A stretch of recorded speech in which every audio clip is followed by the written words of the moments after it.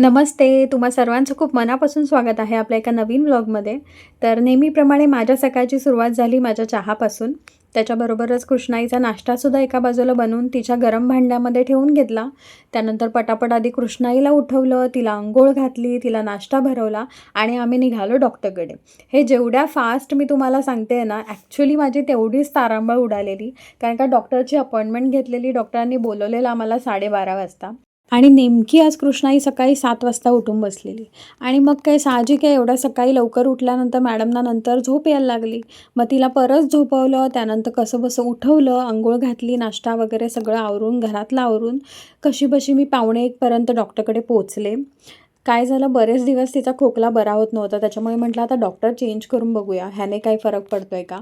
तसं नवीन डॉक्टरांनी सांगितलं आहे की तसं काही मेजर काळजी करण्याचं कारण नाही आहे. तिला ॲलर्जीचा खोकला आहे. थंडीमध्ये किंवा थंड वातावरणामध्ये होऊ शकतो.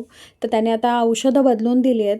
विश्वास आहे की तिला या नवीन औषधांनी लवकर बरं वाटेल आणि ती लवकरात लवकर पूर्णपणे व्यवस्थित होईल.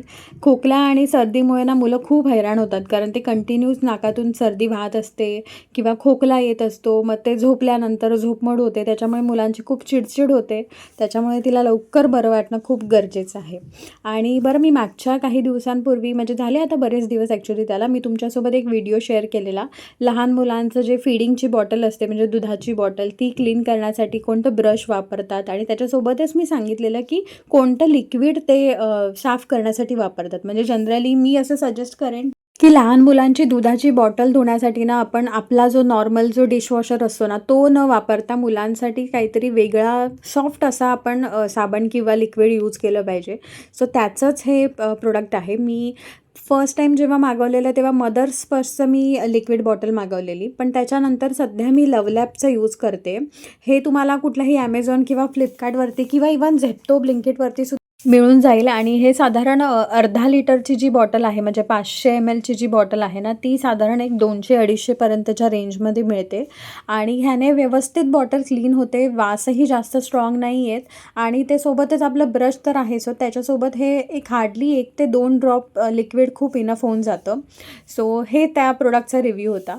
आणि मग काय संध्याकाळी कृष्णाईची दाल खिचडी ती लावून घेतली आणि काय आता आम्ही दोघीच होतो म्हटल्यावरती काय आमच्या दोघींचाच गेम चाललेला.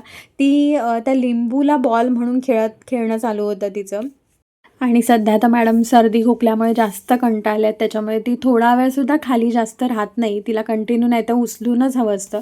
त्याच्यामुळे तिला थोडा वेळ टी व्ही लावून दिलेला आणि तिला भरवून घेतलं. सो चला भेटू नेक्स्ट व्लॉगमध्ये. Bye bye.